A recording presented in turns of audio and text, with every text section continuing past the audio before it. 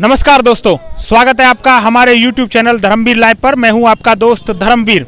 अगर आपने अभी तक हमारा चैनल सब्सक्राइब नहीं किया है तो इस चैनल को सब्सक्राइब करें, नोटिफिकेशन बेल प्रेस करें ताकि आपको हमारे वीडियो सबसे पहले मिल सकें।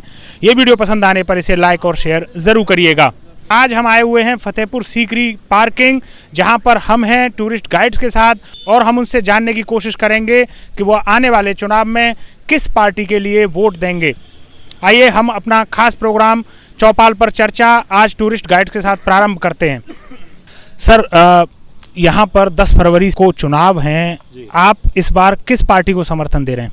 नहीं, पार्टी तो सारी अच्छी है, ये तो दिल की बात है। मैं हम समर्थन किसको करेंगे? अब जिसने जनता के सपनों को साकार किया है और वही ये लोग सब उसको चुनेंगे। जनता के सपनों को साकार किया मतलब किसने किया और कौन से सपने साकार हुए? भाई जितनी जैसी औकात थी, जिस सरकार ने जैसे किया वो सब नहीं किया है और जब हो रहा है इनके सबके जहन में है। मतलब आप अभी पत्ते नहीं खोलना चाहते? अरे पत्ते कौन खोलेगा भाई, जो अच्छा पसंदीदा कैंडिडेट है उसी को दूंगा। मतलब नाम नहीं बताना चाहते? नाम क्यों बताएंगे, जो दिल में रखा हमारे में उसको देंगे। कई दिनों से हम बात कर रहे हैं अलग अलग गांवों में। यहाँ पर 3 कैंडिडेट हैं जो टक्कर में हैं। एक हैं चौधरी बाबूलाल जो भाजपा से लड़ रहे हैं, एक हैं ब्रजेश चाहर जो गठबंधन से लड़ रहे हैं और एक हैं बसपा से मुकेश राजपूत। उनको तो हमने नहीं देखा मियाँ, लेकिन हाँ ये दोनों जो शख्सियत हैं वही नाम भी है और शोहरत भी कमाई है उन्होंने। मतलब बाबूलाल जी को वोट देंगे या ब्रजेश चाहर को? ऐसा तो कुछ भी नहीं है कि मैं किसको दूंगा, ये तो मेरा अपना पर्सनल मैटर है मियाँ।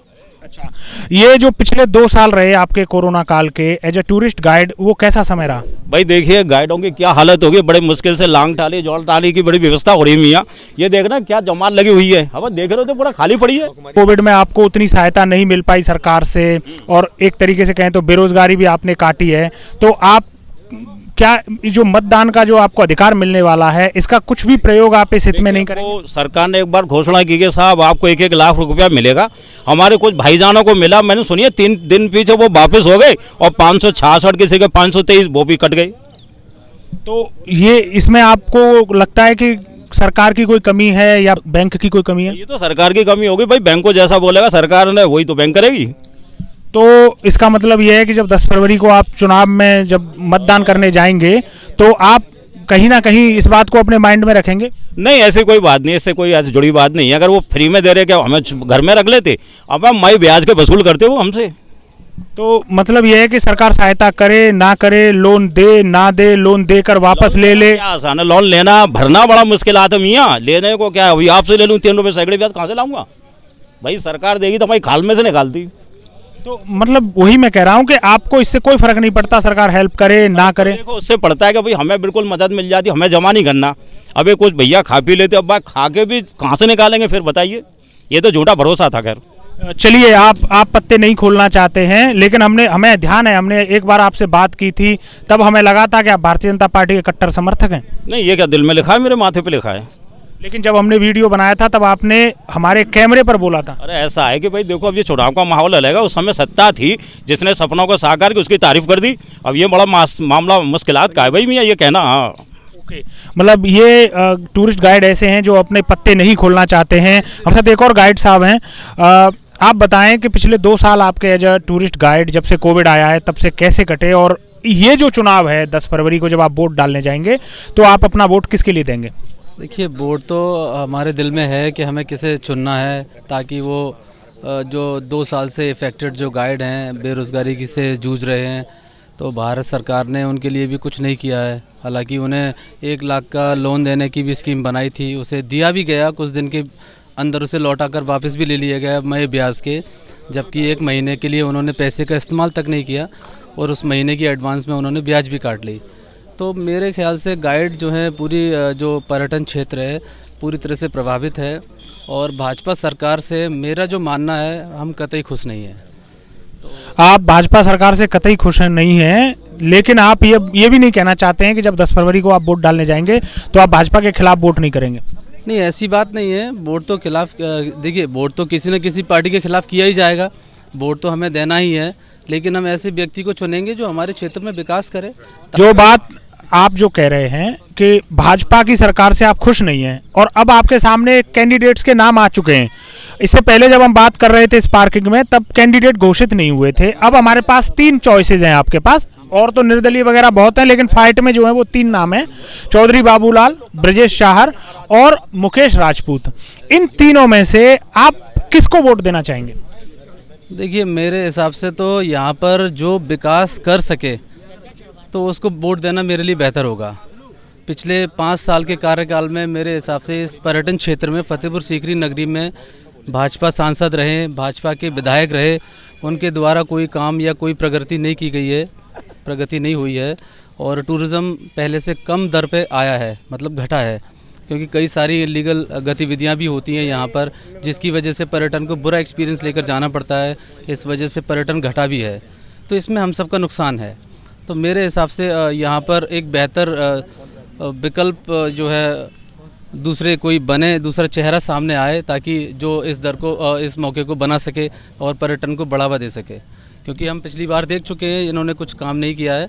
और आप नाम क्यों नहीं लेना चाहते कि मैं इस कैंडिडेट को वोट दूंगा? देखिए, ये तो मेरी एक फंडामेंटल राइट है जो मैं अपने दिल में रखूंगा। इस बात को जब मुझे मत देना होगा तो मेरे दिल में है, मैं जाकर उसको वोट करूंगा, बंदे को जो मेरे चॉइस है। तो ये मैं नहीं चाहता कि मैं माइक पर ओपनली कहूँ किसी के सामने या किसी को हर्ट हो, लेकिन वो भी चीज़ मेरे दिल में है तो मैं जाकर मत दूंगा जिसे मुझे देना होगा, क्योंकि ये फ्रीडम ऑफ स्पीच है, मेरी एक फंडामेंटल राइट है, तो मैं जाकर वहाँ वोट करूँगा जिसे मुझे देना होगा। मैं चाहता हूँ मेरे साथ साथ इस देश और इस क्षेत्र का भी विकास हो, क्योंकि पर्यटन क्षेत्र काफ़ी संख्या में घटा है यहाँ फतेहपुर सीकरी में। तो मैं ऐसे बंदे को चुनना चाहूँगा और मैं अपील भी करूँगा लोगों से, जो ऐसे लोगों को चुना जाए जो इस पर्यटन क्षेत्र को बढ़ा सके। आपका शुभ नाम क्या है? मेरा नाम महराज कुरैशी है। आपका नाम महराज कुरैशी है। मैं बिल्कुल स्पेसिफिकली पूछ रहा हूँ, बिल्कुल डर लगता है कि आप अगर किसी व्यक्ति का नाम लेंगे कि मैं उसके लिए वोट नहीं दूंगा और आप किसी दूसरे का नाम लेंगे कि मैं उसको वोट दूंगा, तो आपको कहीं डर लगता है कि बाद में आपके खिलाफ इसके कोई कार्रवाई हो सकती है, या एक माहौल ऐसा है उत्तर प्रदेश में कि आप खुलकर फ्रीडम ऑफ स्पीच का वर्ड इस्तेमाल तो कर रहे हैं, लेकिन केवल वर्ड कर रहे हैं आपके फ्रीडम ऑफ स्पीच है, बट आप जो फ्रीडम ऑफ स्पीच में जो आपको अधिकार मिले होते हैं कि आप अपनी बात खुलकर रख सकते हैं, जिसको वोट देना उसको देंगे, जिसको नहीं देना उसको नहीं देंगे, कहीं ऐसा है कि डर है अंदर? नहीं, ऐसी कोई बात नहीं है डरने की। हम लोकतांत्रिक देश में रहते हैं, इसमें डरने की कोई ऐसी बात नहीं है, लेकिन एक इंसान की एक प्राइवेसी होती है, लेकिन फिर भी आप जिद करते हैं तो नाम भी हम बताने के तैयार हैं, ऐसी कोई दिक्कत नहीं है। तो आप किसको वोट देंगे? मेरे हिसाब से मुझे वोट ब्रजेश चाहर को देना चाहिए, क्योंकि वो एक फ्रेश चेहरा है इस क्षेत्र के लिए और वो पिछले कई वर्षों से इस क्षेत्र में है भी, क्योंकि एक वो पुराना चेहरा है बंदा और साफ़ सुथरी छवि का बंदा है। तो मेरे हिसाब से तो मुझे उसे वोट करना चाहिए। चलिए, बहुत बहुत धन्यवाद। आपने कम से कम नाम तो बताया, भले ही हमें उसके लिए आपको फ्रीडम ऑफ स्पीच का जो आपको फंडामेंटल राइट है उसकी याद दिलानी पड़ी। आप यहाँ रुकिएगा, अभी आपसे और बात करेंगे। मेरे साथ एक और गाइड हैं। आपने पिछले 2 साल का यहाँ समय काटा है, जब कोविड है, हमें पता है कि 17 मार्च के बाद से ही टूरिज्म लगभग कम होना स्टार्ट हुआ। 22-23 मार्च में लॉकडाउन लग गया था और उसके बाद लगभग 2 साल होने को आए हैं। इस दरमियान आपका अनुभव कैसा रहा? देखिए, महराज भाई बोल रहे थे कि बीजेपी सरकार में टूरिज्म डिपार्टमेंट को कोई डेवलपमेंट नहीं करा गया है। आज से 5 साल पहले, 4 साल पहले यहाँ पर पार्किंग के अंदर कोई भी गाइड, लाइसेंस गाइड या गाइड ही नहीं कर सकता था। टोटल लपके यहाँ गाइड ही करते थे। पार्किंग यहाँ बिकती थी, एक गाइड से 200 रुपये लिए जाते थे। जब से योगी जी आए, मुख्यमंत्री बने, जब से ये सुविधा कर दी गई कि ये गाइड यहाँ बैठकर ऑफिस खोल दिया, देखिए सामने ये गाइड ऑफिस बना हुआ है, यहाँ से हम गाइड ही करें जज से, जो आज हमको रोजी रोटी मिल रही है। दूसरी बात ये है, नए गाइड भी बनाए गए लपकागिरी को ख़त्म करने के लिए। स्टेट गाइड भी बनाए गए, टूरिज्म गाइड भी बनाए गए। जो पहले जो लपके थे इनको सबको लाइसेंस दिया गया है। बात समझ रहे ना? और बीजेपी सरकार में इतने अच्छे कार्य हुए, गरीब आदमी को मकान दिए गए, 2.5 लाख रुपए दिए गए, किसानों को 6-6 हज़ार रुपये साल के दिए गए, गरीब किसान को। और कोरोना काल के अंदर 500 रुपये महीने वो दिया गया है और राशन कार्ड दिया गया है। गेहूँ वगैरह सारा फ्री गया है। अभी तो रिफाइंड नमक का पैकेट ये सब कुछ दिया गया है। आपका शुभ नाम क्या है? मेरा नाम गोपाल कुमार अग्रवाल। आप गोपाल कुमार अग्रवाल आपका नाम है। तो आप जब 10 फरवरी को वोट डालने जाएंगे तो आप बीजेपी को वोट देंगे? हम बीजेपी को वोट देंगे। हम कमल के साथ हैं, मोदी जी के साथ। देश का विकास मोदी जी के साथ हैं? हाँ, योगी जी के साथ है। और जो कैंडिडेट हैं यहाँ, बाबूलाल जी से भी हम खुश हैं। बाबूलाल जी यहाँ के विधायक रह चुके, सांसद भी रह चुके, उनके साथ पूरा जाट वाल क्षेत्र भी है, उनसे हमें कोई आपत्ति नहीं है। उन्होंने अच्छे कार्य किए बाबूलाल जी ने। और ये देखिए सर, मतलब बीजेपी सरकार में यहाँ फतेहपुर सीकरी में लाइट नहीं आती, जब लाइट आती है बात समझ ना। और दूसरी समस्या, मैं आगरा जाता था बाइक से, 1000 घंटे थे बड़ापुर पर। बीजेपी सरकार में सारे रोड बनाए गए, गाँव में शहर में सारी सड़कें अच्छी करी गई। अब आप कह रहे हैं आप बिजली के मुद्दे पे संतुष्ट हैं, बहुत अच्छी बात है। सड़क पे हमारे पर्यटन विभाग में जो रोड पर फतेहपुर सीकरी में लपकागिरी होती थी, वो लपकागिरी खत्म हो गई। यहाँ हम जो गाइडी कर रहे हैं ना, बीजेपी सरकार में योगी सरकार आए, जब से हम यहाँ से गाइडी करें, पहले हमको यहाँ खड़ा भी नहीं होने दिया था। बहुत धन्यवाद अग्रवाल साहब, आप बहुत अच्छा बोले। आप रुकिएगा, हम आपसे और बात करेंगे। एक और गाइड साहब हमारे साथ हैं। आप 2 साल आपने कोविड में काटी है यहाँ पर, कैसा रहा ये एक्सपीरियंस आपका? मेरा नाम बबलू कुरैशी है। एक्सपीरियंस तो बहुत बुरा रहा है। सरकार ने 2 साल में हमारे लिए कुछ नहीं करा। बहरहाल सरकार ने जिस तरह से टूरिस्ट गाइडों को मदद की ज़रूरत थी वो कुछ भी नहीं करा। लोग सरकार ने 1 लाख रुपए के लोन के लिए भी कहा था, वो भी नहीं दिया। लेकिन टूरिस्ट प्लेस के लिए काफ़ी विकास होना चाहिए, उस स्तर से सरकार ने विकास नहीं किया है। और जो 10 फरवरी को चुनाव होगा, आपका जो मत है आप किसको देने वाले हैं? देखिए, मत तो हम किसी को दे सकते हैं, ऐसा कुछ भी नहीं है कि हम एक पर्टिकुलर पार्टी, हमारी कोई पार्टी नहीं है, हम किसी पार्टी के नेता नहीं है। नहीं, कोई प्रत्याशी नहीं है अभी। देखिए, अभी 10 तारीख में टाइम है। हम किसी भी जो हमको अच्छा लगेगा कैंडिडेट, जो हमारे भविष्य के लिए अच्छे फैसले करेगा, हमें जिस आदमी से उम्मीद होगी, चूँकि फतेहपुर सीकरी जो है एक बहुत पिछड़ा हुआ क्षेत्र है। यहाँ बेरोजगारी की इतनी कमी है, यहाँ 10-10 साल के बच्चे रोडों पे आप देखेंगे यहाँ पर लगे हुए हैं, बेचारे पढ़ने नहीं जाते हैं, स्कूल नहीं आते। तो ऐसा कुछ यहाँ पर हुआ नहीं है। लेकिन ये हम देखेंगे जो हमारे लिए अच्छा काम करेगा, हम उसको वोट देंगे। तो आप मतलब इतने दिन से प्रचार चल रहा है, पार्टियों ने अपने कैंडिडेट घोषित कर दिए हैं, ज़्यादातर कैंडिडेट आपके घर पे भी आए होंगे, आप अभी तक डिसाइड ही नहीं कर पाए? जी नहीं, देखिए ऐसा है, वोट आदमी जिस दिन सुबह डालने जाएगा उस दिन रात को डिसाइड करेगा कि उसको वोट किसको देना है। क्योंकि वोट आज के टाइम का पढ़ा लिखा वोटर है, आदमी सोच समझ के वोट देगा। पहले जो था, आदमी पहले से एक पार्टी को वोट देता था, किसी का बैंक वोट है, वो बैंक वोट खत्म हो चुका है। अब किसी का कोई बैंक वोट नहीं है। अब आदमी अपनी इच्छा के अनुसार वोट देगा, किसी के उसमें वोट नहीं देगा। और सबसे बड़ा जो मुद्दा है फतेहपुर सीकरी, वो है विकास का। क्योंकि यहाँ पर विकास हुआ है, लेकिन इतना विकास नहीं हुआ। यहाँ बेरोजगारी बहुत है, तो आदमी बेरोजगारी को देखते हुए वोट देगा। चलिए मैं अपना क्वेश्चन थोड़ा और नैरो करता हूँ। पिछले 5 साल में योगी सरकार का कार्यकाल आपके हिसाब से? देखिए, हमारे हिसाब से योगी सरकार ने सही कार्यकाल रहा है। उसकी वजह ये है कि हम लोगों के पास टूर गाइड का लाइसेंस है, जो कि माननीय मोदी जी की उसमें मिला है।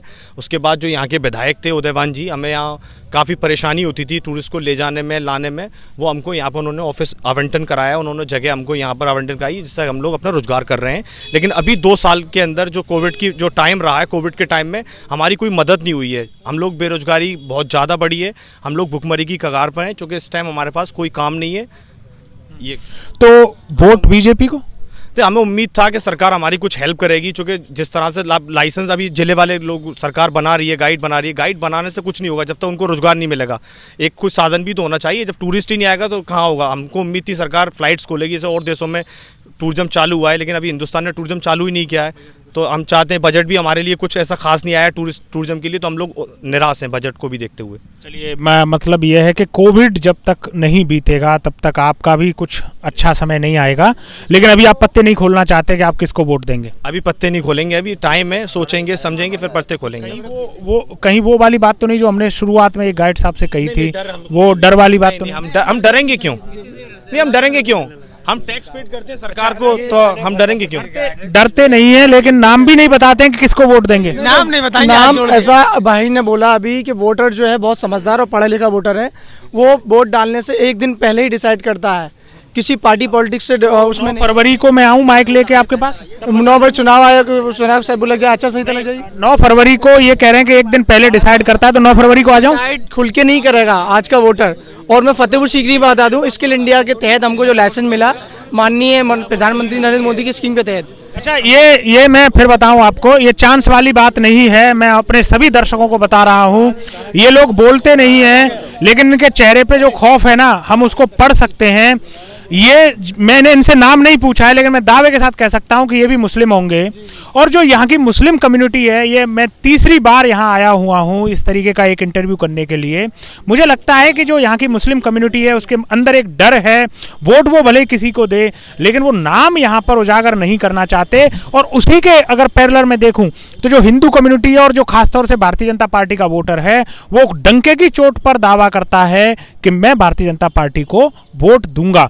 इस लिहाज से अगर आप देखें तो आप इसे चाहे डर का माहौल कहिए या फिर इन लोगों की समझदारी कहिए कि ये आने वाले किसी संकट को टालते हुए अपनी बात रखते हैं वो, लेकिन मेरे लिहाज से ये फ्रीडम ऑफ स्पीच और जो हमारे यहाँ एक कहते हैं ना इक्वलिटी का सभी को राइट होना चाहिए, ये उसका उल्लंघन है। तो यूपी में है, क्योंकि जब इतने बड़े सांसद के ऊपर हमला हो सकता है मेरठ के अंदर, असदुद्दीन ओवैसी जो चीफ एक पार्टी के चीफ हैं, उन पर खुलेआम हमला हो सकता है। योगी जी कहते हैं कि हमने गुंडों को भगा दिया है, और ये कल का क्या रूप है आप बताइए। जब एक सांसद सेफ नहीं है तो आम जनता का क्या हाल होगा, आप यहाँ से देख सकते हैं। मतलब यह है कि आप लॉ एंड ऑर्डर से जो यूपी का लॉ एंड ऑर्डर है आप उससे संतुष्ट नहीं है? नहीं, बिल्कुल संतुष्ट नहीं है। क्यों, आपके सामने है, आप टीवियों पर देख रहे हो कि असदुद्दीन ओवैसी पर हमला हुआ। और आप चलिए मैं एक सेकंड आप आइए। नाम अंसार कुरैशी है। हम लोग अल्पसंख्यक समाज से आते हैं और यहाँ फतेहपुर सीकरी जो अल्पसंख्यक समाज है वो भारतीय जनता पार्टी के साथ है, और जो भारतीय जनता पार्टी ने जो काम किए हैं वो इसीलिए उसके साथ है। जो 2 साल कोविड में जो राशन जो दिया था भारतीय जनता पार्टी ने, वो कोई भी आदमी, कोई भी गरीब मजदूर, कोई भी भूखा नहीं सोया। 2 साल तक आज तक राशन मिल रहा है। आयुष्मान कार्ड बना के दिए और क्या नाम है सिलेंडर दिया और आपके आवास योजना दी। आयुष्मान कार्ड है जिसकी वजह से आपको लगता है कि योगी सरकार ने अच्छा काम किया है। 5 लाख रुपए तक हाँ, और एक है आपको राशन मिल रहा है, एक कुछ आपने सारे समाज को मिल रहा है। सारे समाज को राशन मिल रहा है।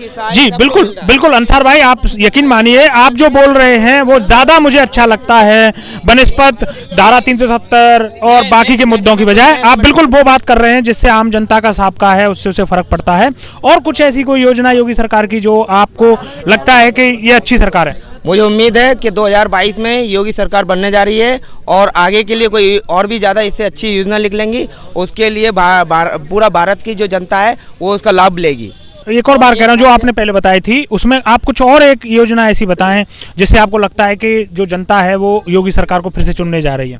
देखिए ऐसा है, अभी सबसे पहले जो यहाँ सरकारी गाइड हैं, कुछ मेरे लोकल गाइड भी हों या नहीं हो मुझे इसमें मालूम नहीं है, क्योंकि ये सारे यूपीटी टूरिज्म के गाइड हैं।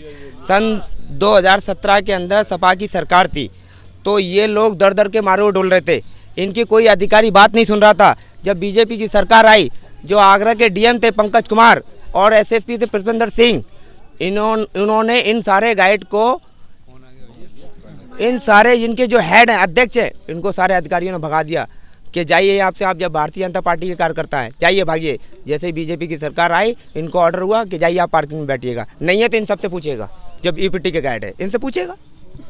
अच्छा, ये एक उज्ज्वला योजना की आपने बात की थी, गैस सिलेंडर दिए हैं, आपके घर पे गैस सिलेंडर अभी चल रहा है? बिल्कुल है।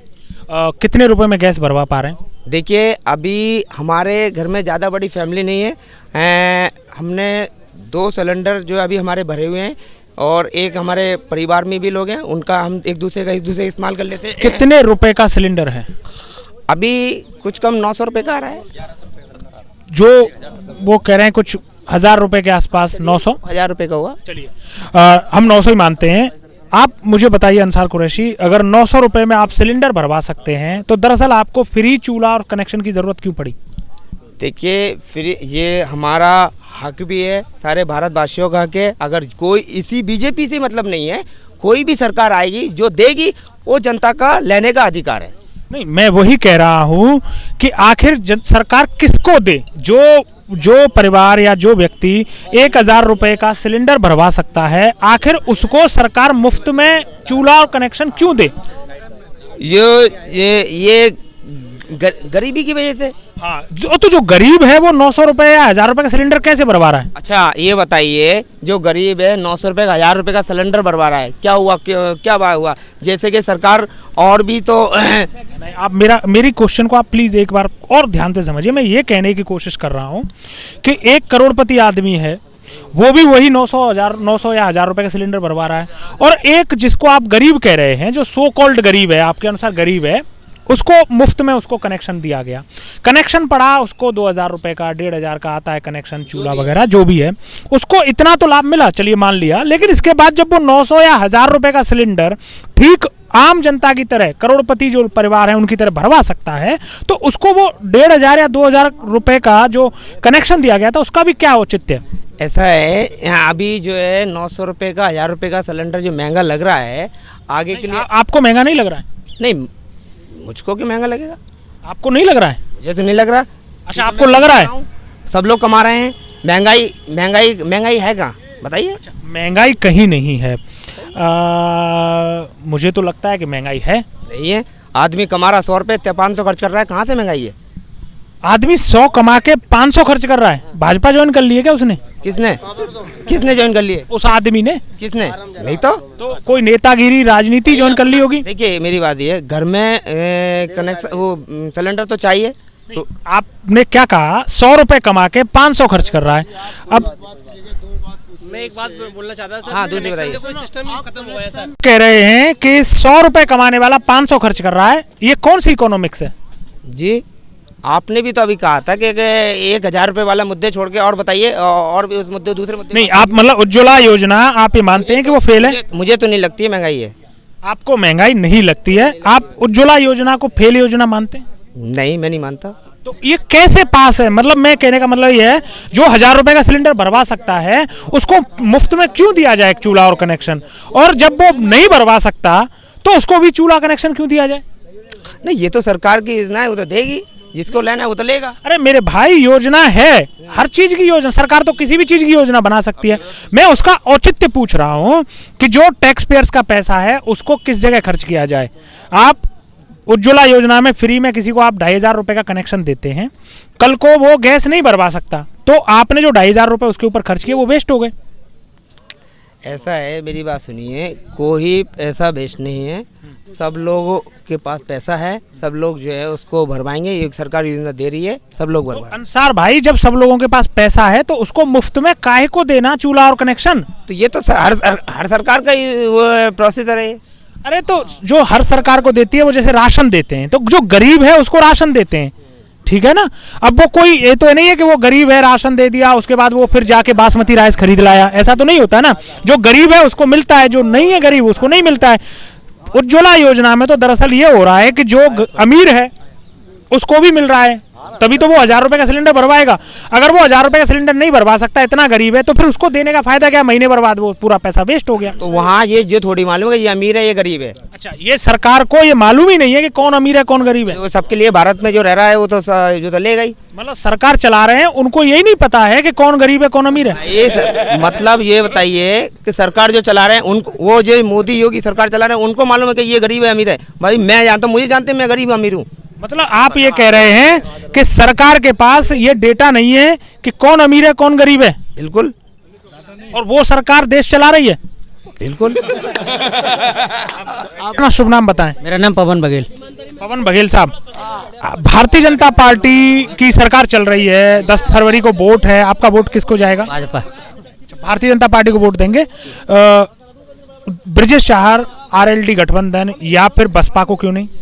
देखिए, भाजपा वर्तमान सरकार है, पिछले 2014 से अब तक जो सरकार चल रही है उसका एक भी पॉइंट हमको ऐसा नहीं लग रहा है कि कोई पब्लिक के खिलाफ हो, ताकि जो वर्तमान में सरकार का कैंडिडेट है लिहाजा हम उसी को वोट देंगे। अगर हमको लगता है कि कैंडिडेट सही नहीं है तो हम ब्रजेश चार्ज भी हैं और भी मुकेश राजपूत भी हैं, उनको भी देते। जब सरकार हमारे लिए सब कुछ सही कर रही है तो विकल्प हमारे पास सही नहीं है। ओके, सरकार सब कुछ सही कर रही है, तो फिर ये जो यहाँ निवर्तमान जो विधायक थे चौधरी उदयवान सिंह, उनका टिकट क्यों काटा? वो पार्टी वो अपना इशू रखती है, राजनीति पॉलिटिक्स है, किसको सीट देती है हमारे तुम्हारे कहने से नहीं होगा भाई। ये पार्टी का एजेंडा है, वो किसको सीट काटेगी किसको देगी ये उनके ऊपर करता है। मतलब पार्टी अपने एमएलए की टिकट क्यों काटती है, क्यों नहीं काटती, उसका मतलब ये है कि एमएलए की टिकट गलत काट दी। पार्टी अलग कमाल का फैसला है। तो देखिए, हम तो पब्लिक है, हम तो कोई राइट नहीं है, ये है कि हम उनके समर्थक हैं, भाजपा के समर्थक हैं। पार्टी उसकी टिकट क्यों काट रही है, व्यक्तिगत उनका कोई परिचित होगा या उनको व्यक्तिगत जो उनके कार्य हैं भाजपा पार्टी को नहीं समझ में आ रहे होंगे या पब्लिक को समझ में नहीं आ रहे होंगे, तो पब्लिक से उनके लिए मैसेज जा रहा होगा कि भाई यहाँ की जनता हमारे कैंडिडेट से खुश नहीं है। मतलब आपका वोट तो योगी जी को है, मोदी जी को है, बाबूलाल जी को है, चाहे वो किसी भी विधायक को टिकट दे देते, किसी का भी टिकट काट देते। जी हाँ, किसी 2 साल आपको कोरोना में उन्होंने कोई सहायता नहीं दी, एज ए टूरिस्ट गाइड आप बेरोजगार रहे, आपने काफी गुहार लगाई कि मदद होनी चाहिए। कोरोना काल में हर लोग को जो सरकारी मुहिम सुविधाएं थी वो वर्तमान सरकार ने दी। अब बात आती है टूरिज्म के लिए। टूरिज्म के लिए ये बात सही है कि टूरिज्म के लिए एज ए जो गाइड हैं और जो ट्रेवल एजेंट हैं उनके लिए थोड़ी सी सुविधा नहीं मिल पाई। बहुत धन्यवाद पवन जी।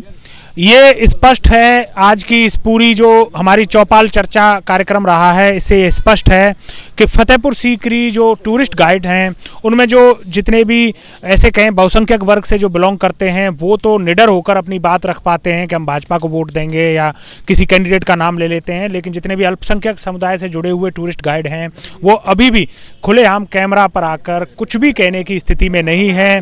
वह किसी भी कैंडिडेट का नाम नहीं लेना चाहते। अब ये डर का माहौल है, उन्हें कहीं ना कहीं ऐसा लगता है कि वो अगर ज़्यादा अपनी बात आगे स्पष्ट तौर पर रखेंगे तो कहीं उनको इसका खामियाजा भविष्य में ना भुगतना पड़े। अगर आपने अभी तक हमारा चैनल सब्सक्राइब नहीं किया है तो चैनल को सब्सक्राइब करें, नोटिफिकेशन बेल प्रेस करें ताकि आपको हमारे वीडियो सबसे पहले मिल सकें। मैं मिलता हूं आपको अगले वीडियो में, तब तक मुझे दीजिए इजाज़त। जय हिंद, जय भारत।